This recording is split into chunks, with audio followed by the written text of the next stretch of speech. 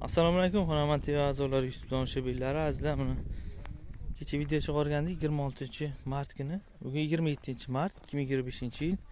Ustalarimiz mana nasib bo'lsa o'sha 26 metr bo'lgan joy quyib bo'lishdi. 62 balandligi bo'ldi.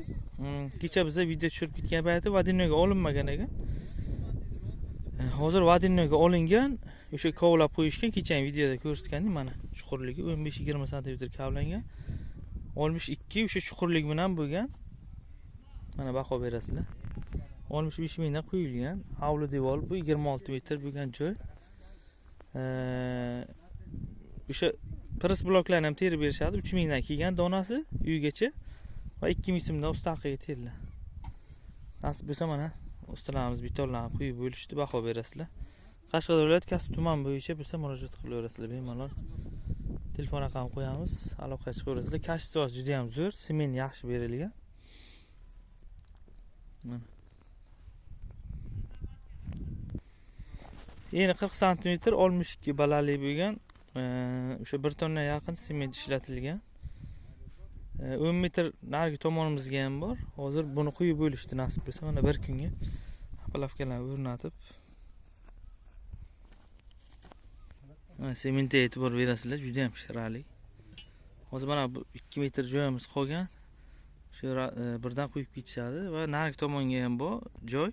10 metr o'sha bilan rastvor qorib birdan tekislab olishadi. Vodinnoga olingan o'sha narxlarni hammasini aytdik. 65 mingdan qo'yilgan, 62 ga 40 tani kavlab qo'yishgan. Hovli devor bu mana. Azizlar, murojaat qilaverasizlar. Ushbu zakaz Qashqadaryo viloyati Kasb tumanida bo'lgan.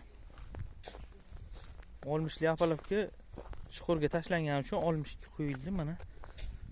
Yer o'sha past balandligiga qarab to'yilgan ayrim joylar mana. Suv uchun turbalar ham qo'yib ketishgan.